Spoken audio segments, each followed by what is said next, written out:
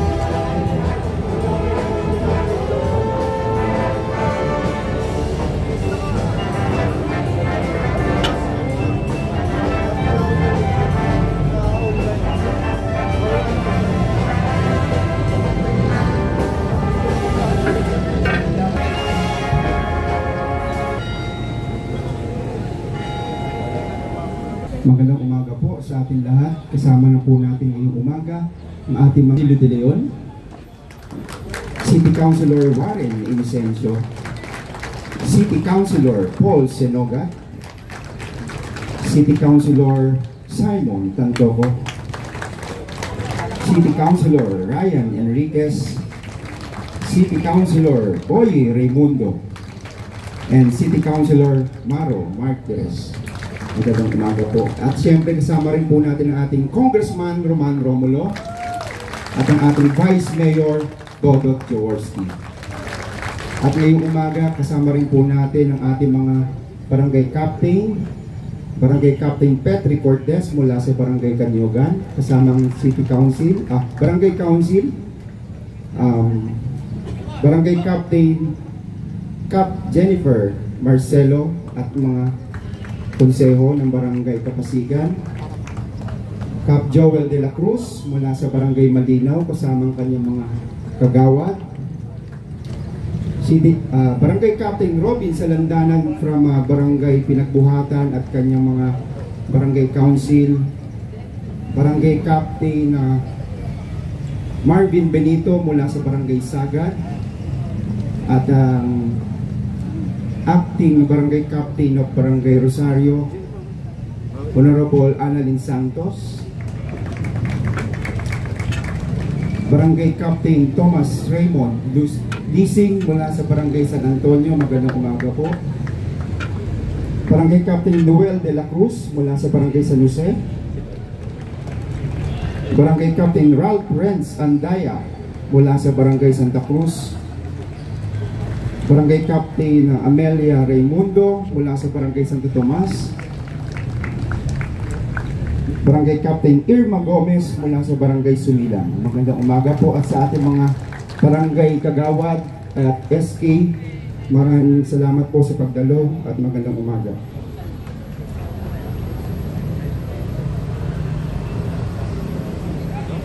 Barangay Captain ng Barangay Ugong, Cap Gloria Cruz.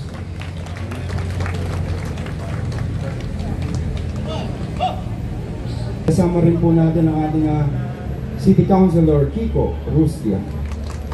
Maaari ka na pong dumaan, Councilor.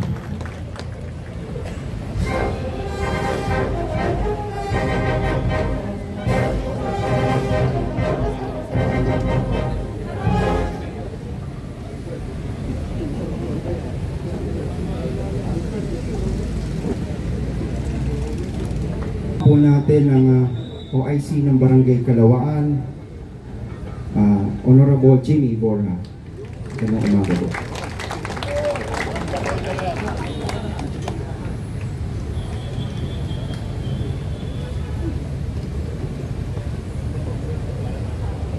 Pinapaalam po ang pagdating ng ating Mayor, Vico Soto.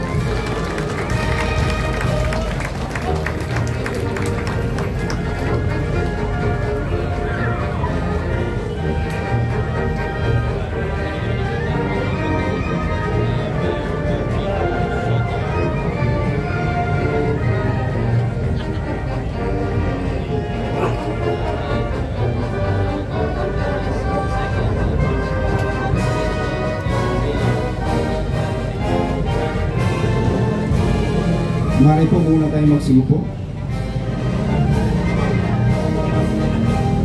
Isang mapagpalang araw po sa ating lahat. Ngayong araw pinagdiriwang natin ang ika-162 anibersaryo ng kapanganakan ni Andres Bonifacio, ang ating dakilang bayani at supremo ng Katipunan. Si Andres Bonifacio ay kilala bilang ama ng Katipunan at isa sa mga nanguna sa pakikibaka para sa ating bayan, sa ating kalayaan. Ang kanyang katapangan at pagmamahal sa bayan ay patuloy na nagbibigay inspirasyon sa bawat Pilipino. Inaanyayahan po ang lahat ng mga mag-aalay ng bulaklak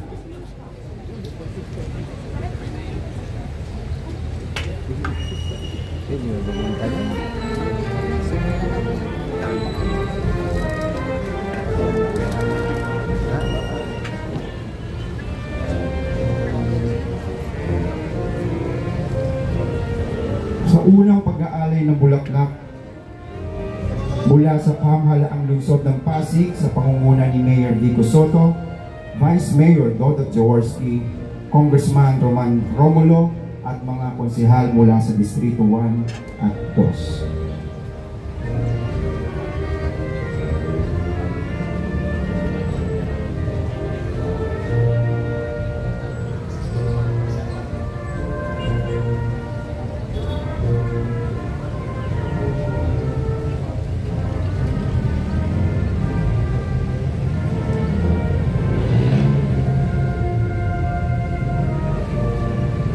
Kasunod dito ang pag-aali ng mga bulaklak mula sa national agencies. Kasama natin from Department of Interior and Local Government, Philippine National Police of Pasig, Bureau of Fire and Protection, Bureau of Jail Management and Penology, Pasig.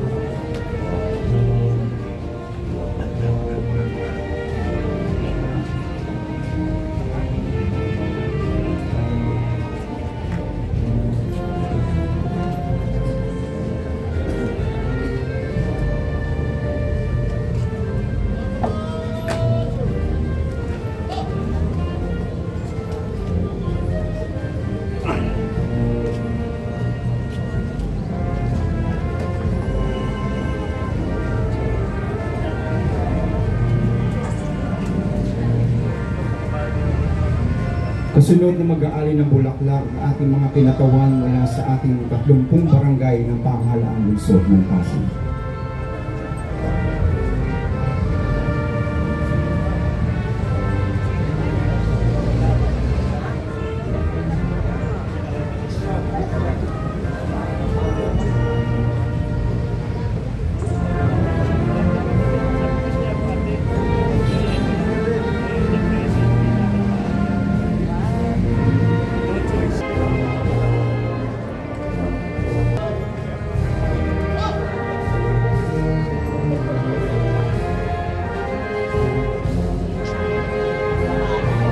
At ang muling mag-aali ng bulaklak ng ating mga kinatawan mula sa non-government organizations.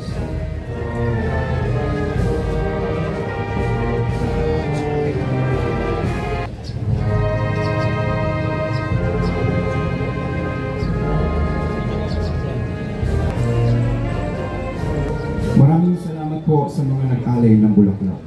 Si Andres Bonifacio ay kilala bilang ama ng Katipunan at isinilang noong Nobyembre 30, 1863 sa Tondo, Manila.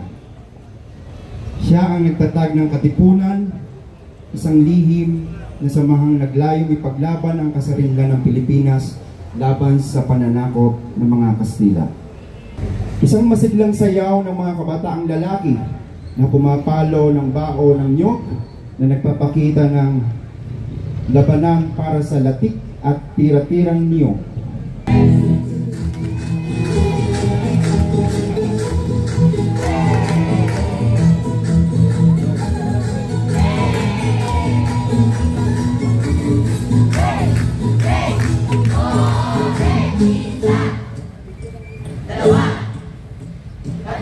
Isa sa ulo at tig-isa sa bawat kamay. Ipinapakita ng pinasuan ang buhay ni God Andres Bonifacio sa pamamagitan ng simbolismo.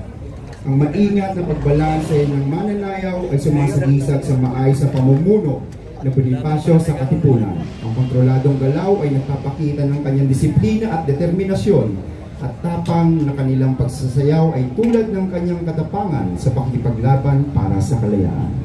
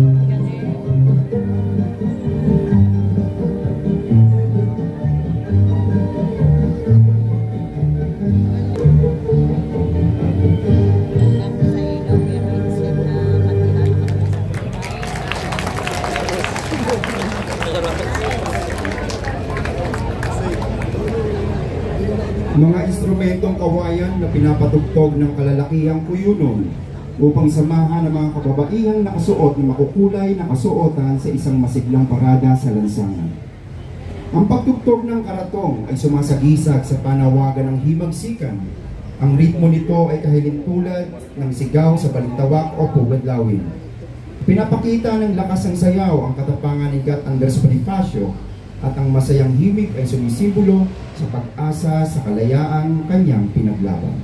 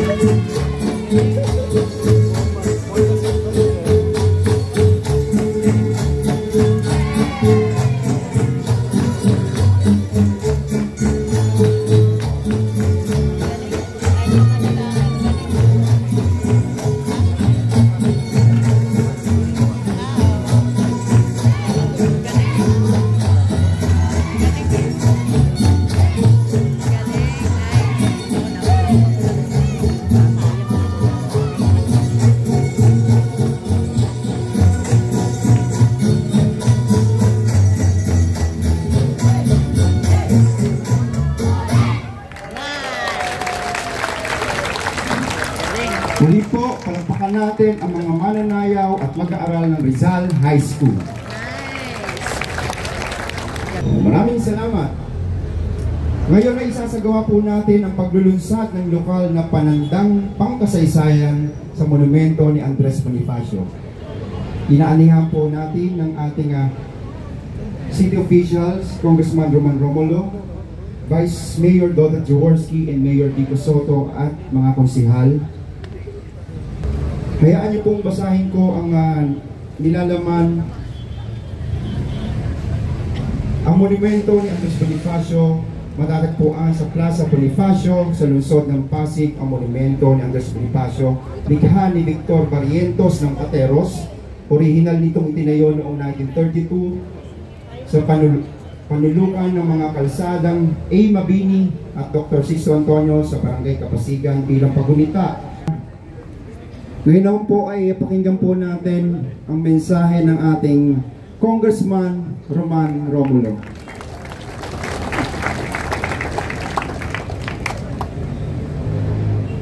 Isang magandang umaga po sa ating lahat. Una-una kay Mayor Vico, Vice Dodot sa ating City Council. Siyempre sa Kato na pinamumunuan ni Sir Patrick. Sa ating museum na narinig natin si Ma'am Ana na kakasalita lang. Congratulations rin po. Sa ating mga punong barangay na nandito at mga kagawad na kasama natin. Sa ating mga veterans, sons and daughters. Sa ating mga mason na kasama rin ngayong umaga dito, sa ating mga historical station na kasama natin dito, yung mga manunulat natin, mga gumawa ng libro, at syempre po, sa bawat Girl Scouts, sa bawat tao na nandito, isang magandang umaga po.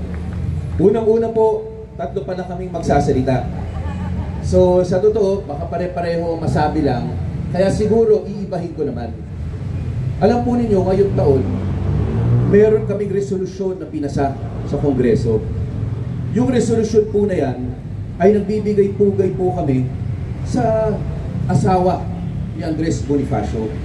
Dahil po doon, yung 150th birth anniversary niya, sa totoo, mas lalo ko po na natutunan kung sino si Andres Bonifacio. At taon-taon po, nandito tayo.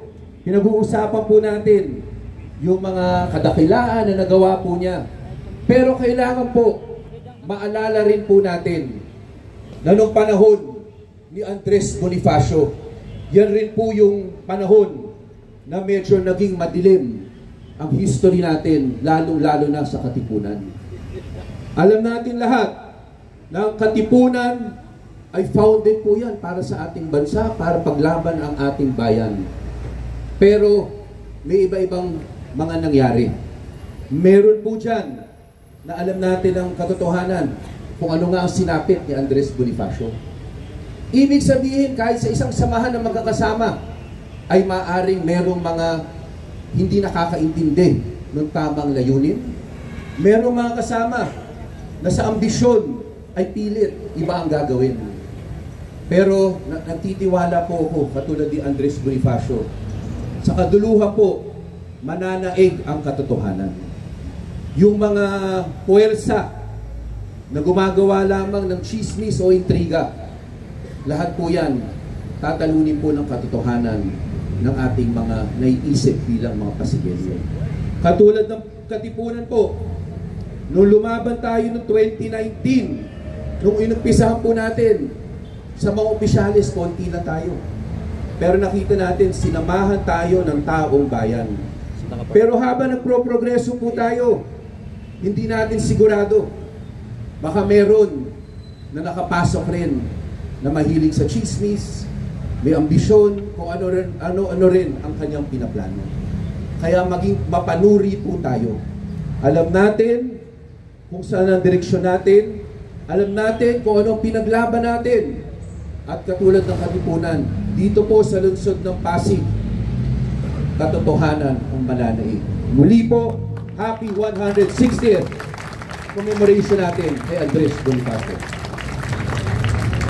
Maraming salamat po, Congressman Roman Romulo. Ngayong umaga naman po ay pakinggan natin ang mensahe ng ating Vice Mayor Dodot Jaworski.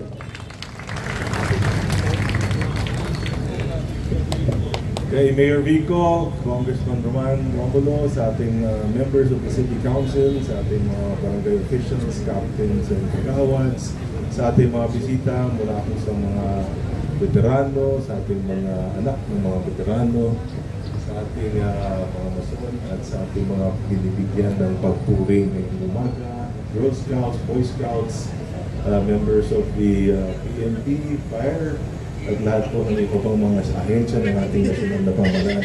Isang mapagpalang umaga ngayon na araw na ito.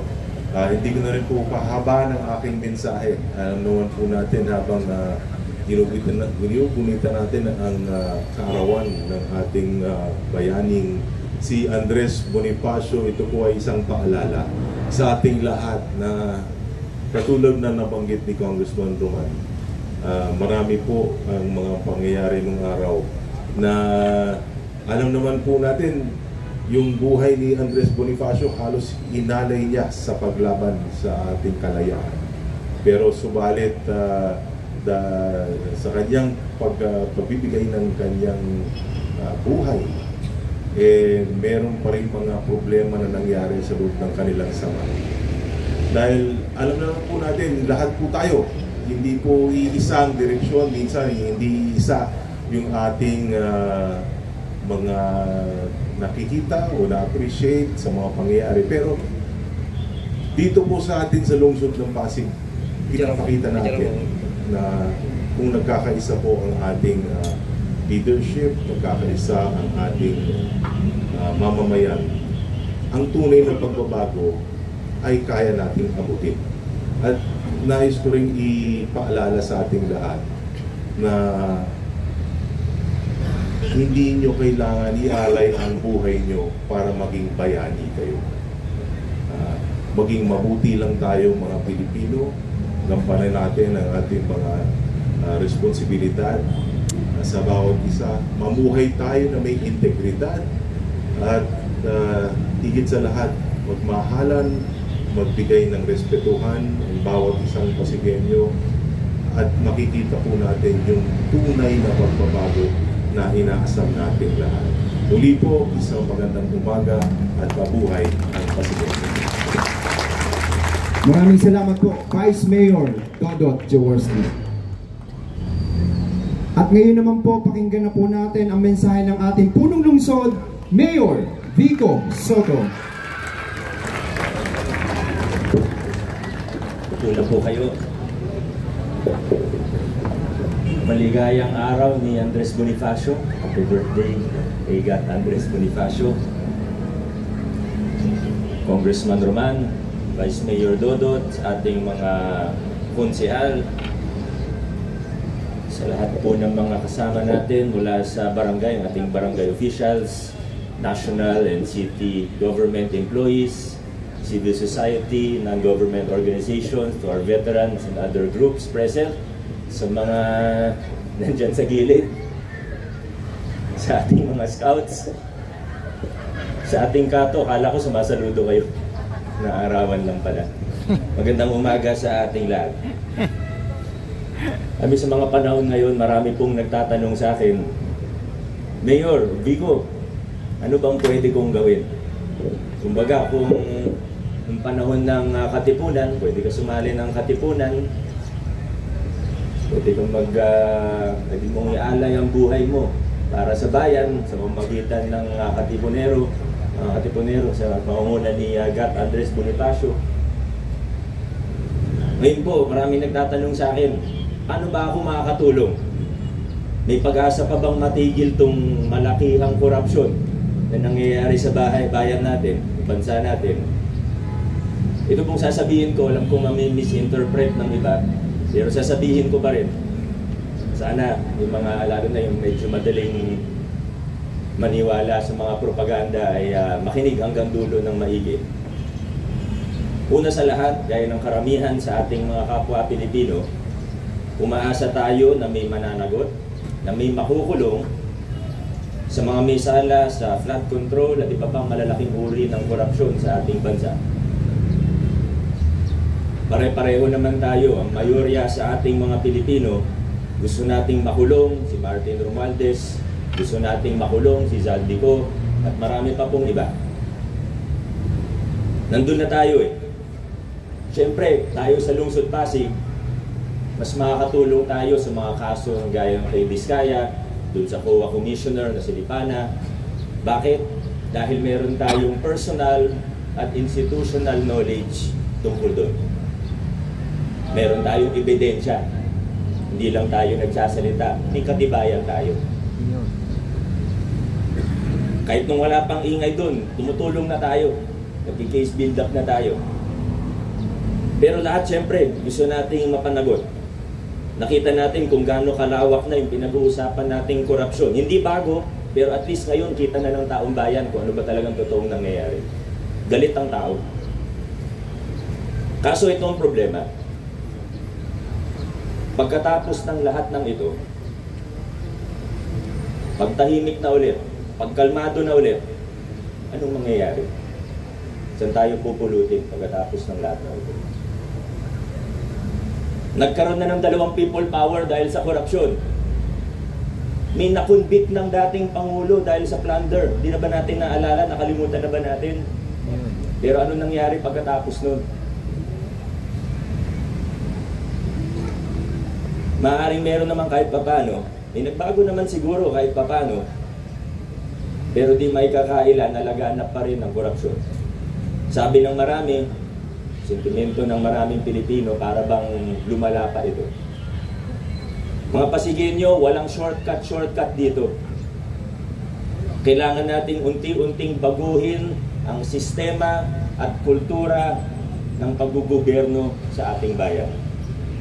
We must start denormalizing corruption and strengthening the institutions that lead to transparency, accountability, and justice.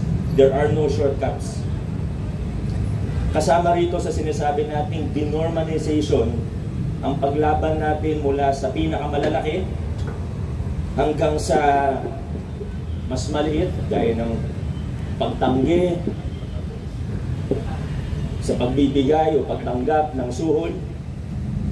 Pati yung mga akala nating maliliit lang na bagay, yung nakasama na sa kultura natin.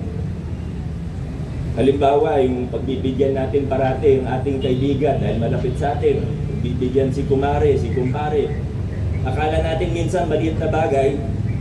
Akala natin wala lang. Pero walang malaki na hindi nagsimula sa maliit. These little things, the small rules we break and ignore, they have strengthened the larger ecosystem of corruption and the culture of impunity. Ngayon, dito sa Pasig, salamat sa mga Pasigenyo dahil dito sa Pasig, ito naman yung sinusubukan at napagtatagumpayan natin mula 2019. Binabago natin yung kultura natin mismo. Pagkatapos nun, binabago natin ang sistema natin. Pero bago tayo mainip, bago tayo tumanaw sa malayo, at sa halip na mawalan tayo ng pag-asa sa mga bagay na hindi natin kontrolado, let's denormalize corruption here. How?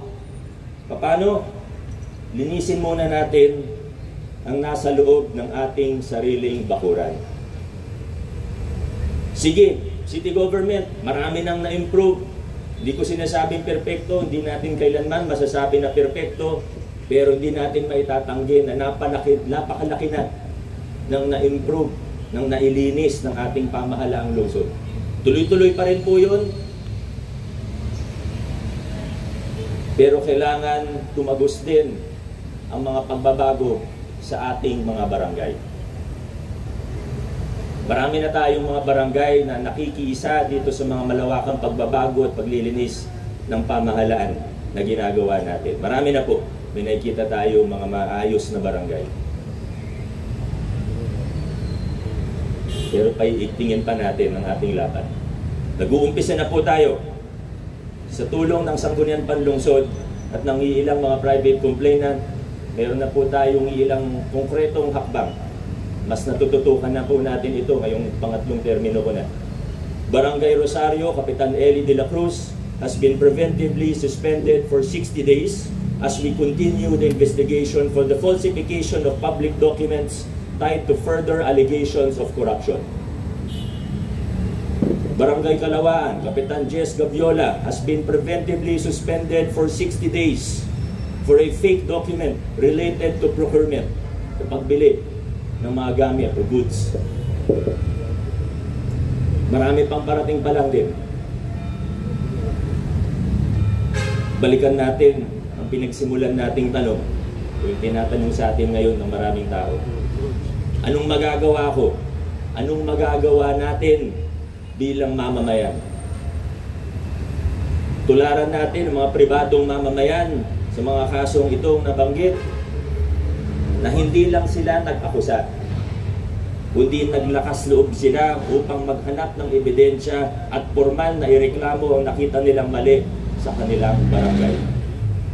At kami naman sa inyong Sangguniang Panlungsod, Ginagarantisan namin na una, pakikinggan namin lahat. Pangalawa, susunod kami sa batas. Pangatlo, magiging patas kami. Ubusin ko ang political capital ko kung kinakailangan. Third term ko na naman. Di ako tatakbo sa 2028. Pagtutuunan ko lang ng pansin, magpo-focus lang ako kung saan ang tingin kong tama. Kasama ng ating sanggunian, kasama ng ating mamamayan. Kaya hinihikayat ko po ang bawat isa, samantalahin natin itong pambihirang pagkakataon na binigay sa atin ng Diyos at ng taong bayan para lumaban tungo sa pangmatagalang pagbabago sa ating lungsod. Hinihikayat ko ang bawat isa, let us all do our part. From the smallest of things hanggang makarating tayo dun sa mas malalaki. When we live with integrity, when we break the culture of corruption and impunity, hinihikayat ko po ang bawat isa. Let us all do our part. Maraming salamat po at naway mabuhay ang diwa ng katitingan ni Andres Bonifacio sa ating mga buhay. Muli po palakpakan natin ang ating punong lungsod, Mayor Vico Soto.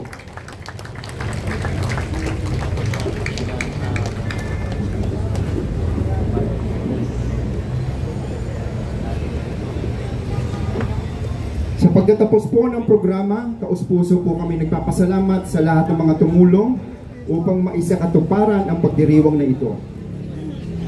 Ang ating pong mga PNP Pasig, BFP Pasig, BJMP, Knights of Columbus, Boy Scout and Girl Scout of the Philippines Pasig, Gran Lohia Soberana del Archipelago Filipino, Hunters ROTC, Barangay Officials, Sangguniang Kabataan Federation, sa ating mga Pasig Veterans, Sangguniang Panglungsod ng Pasig, sa ating Congressman Roman Romulo, Vice Mayor Dodot Jaworski at Mayor Vico Soto, at siyempre nakasama rin po natin ang mga estudyante mula sa RTU Pasig at ang ating mga Pasig Bikers. Muli po, maraming salamat po sa ating lahat. Mabuhay ang Lungsod Pasig, mabuhay ang alaala ni Andres Bonifacio. Maraming salamat po.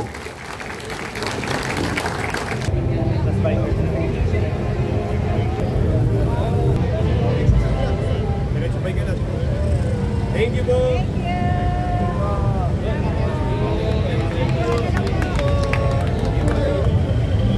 Hanggang dito na lang po muna ang ating vlogs. Maraming salamat po sa panonood. At para po sa bago pa lang sa ating channel, welcome po ang lahat. Bye!